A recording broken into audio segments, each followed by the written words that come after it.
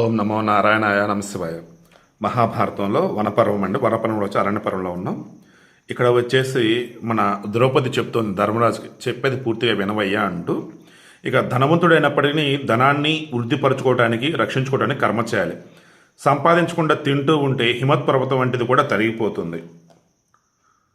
ఈ భూలోకంలోని ప్రజలందరూ కూడా కర్మ చేయకుండా ఉంటే నశించిపోతారు. కర్మ నిష్ఫలమైనది అయితే ప్రజలు అభివృద్ధి చెందరు.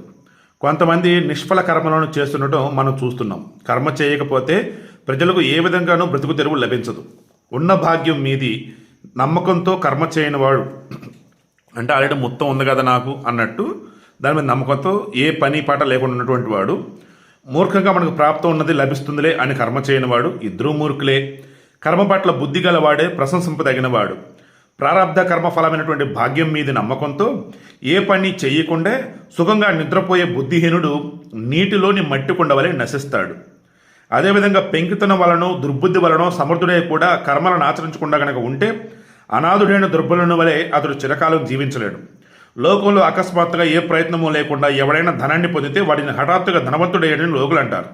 అందుకోసం అతడు చేసిన ప్రయత్నం ఏది కనపడదు. కుంతీనందన, ఒకనొక పురుషుడు ప్రారంధవశాన ప్రాప్తమైన సంపదను అనుభవిస్తుంటే దాన్ని దైవదత్తమైనదిగా భావిస్తారు. తాను చేసిన కర్మకు తగిన ఫలితంగా సంపదను పొందితే దాన్ని పౌరుషమని అంటారు.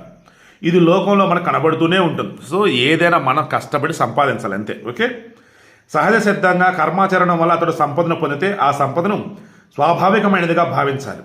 ఈ విధంగా మానవుడు హఠాత్తుగా దైవవశాన స్వభావం వల్ల పొందిన సంపదలను పూర్వకర్మ ఫలంగా భావించాలి. జగదాధారుడైన పరమేశ్వరుడు కూడా మానవులకు వారి వారి పూర్వకర్మలను అనుసరించే సంపదలను ఆయా విధాలుగా విభజించి కర్మఫలంగా అందిస్తాడు. అంటే హఠాత్తుగా కావచ్చు, దైవవశం కావచ్చు, ఇక రకరకాల ఏదైనా సరే జరిగేవి. మానవుడు చేసే శుభాశుభ కర్మలను ఈశ్వర విహితమైనటువంటి పూర్వకర్మ ఫలోదయంగా భావించాలి. అంటే మునుపు చేసిన కర్మఫలం యొక్క ప్రారంభం అన్నట్టు అనుకోవాలి. మానవుని శరీరము ఈశ్వర ప్రేరితమైనటువంటి కర్మలో ప్రవర్తించే సాధనము. ఈశ్వరుడు ఎలా నిర్దేశిస్తే అలా అవసుడై ఈశ్వరాధీనుడై మానవుడు కర్మను ఆచరిస్తాడు. అనగా ప్రారబ్ధ కర్మ ఫలాన్ని ఈ దేహం ద్వారా ఈశ్వరుడు జీవు నుంచి అనుభవింప చేస్తాడు. కుంతీనందన, ఈశ్వరుడు అన్ని ప్రాణులను ఆయా కృత్యములందు నియోగిస్తాడు. పరవశులు పరాధీనుడిన ప్రాణులచే ఆయా పనులను చేయిస్తాడు. అంటే చూసారా, దేవుడు ఆడే నాటకంలో మనమంతా కూడా దాన్ని ఏమంటారు, కాయిన్స్ టైప్ అంటారు చూసారా, లైక్ అది పావులు. దేవుడి ఆటలో మన పావు జస్ట్ చెస్ బోర్డులో ఉండే టైప్ మొత్తం ఆయన ఆడతాడు. బట్ మనకు పూర్వకాలంలో ఏం చేసాం, ఇప్పుడు ఏం చేసాం, దాని మీద బేసే అదంతా. ముందుగా మనసుతో పొందవలసిన అర్థములను నిర్ణయించుకుని ఆ తర్వాత పని ద్వారా బుద్ధిపూర్వకంగా వాటిని పొందుతాడు. అందువల్ల పురుషుడు అందుకు కారణమవుతాడు. కర్మలను లెక్కించడం సాధ్యం కాదు. గృహాదులు నగరాదులు పొందడానికి పురుషుడే కారణం. తెరలలో తైలం, గోవులలో పాలు, కర్రలలో అగ్ని ఉండదని బుద్ధి ద్వారా ముందు నిశ్చయించుకుని బుద్ధిమంతుడైన వాడు అది పొందడానికి ఉపాయాన్ని తెలుసుకోవాలి. అనంతరం ఆయా కార్యసిద్ధికి తగిన ఉపాయాలతో అతడు ప్రవర్తిస్తాడు. అలా సిద్ధించిన దానిని కర్మజం, పురుష ప్రయత్నం వల్ల సిద్ధించినదని అంటారు. లోకంలో అటువంటి దాని సహకారంతో జీవిస్తారు. ఇతడు అంటే కర్త ఈ పనిని నైపుణ్యంతో చేశాడు, పద్ధతి ప్రకారం బాగా చేశాడు, ఇతడు ఈ పనిని నైపుణ్యంతో చేయలేదు అని ఈ విధంగా ప్రత్యేకంగా చెప్పడం సహజమే.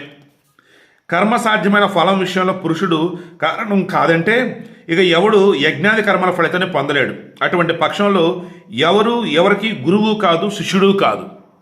రేపు డిస్కస్ చేద్దాం. సో ఇదంతా చూస్తే నాకు ఈరోజు అనిపిస్తుంది, నిన్న శివాజీ ఏదో అన్నాడని అన్నారు చూసారా, బహుశా ఆ దేవుడే శివాజీని ఎంచుకున్నాడని అనిపిస్తుంది ఆ మాట అనడానికి. ఎందుకు, అది తప్పే, దానికి క్షమాపణ చెప్పాడు. బట్ ఈరోజు అంతా కూడా ఆలోచిస్తూ ఉన్నారు శివాజీ చెప్పిన దానిలో తప్పేముంది అని చెప్పేసి.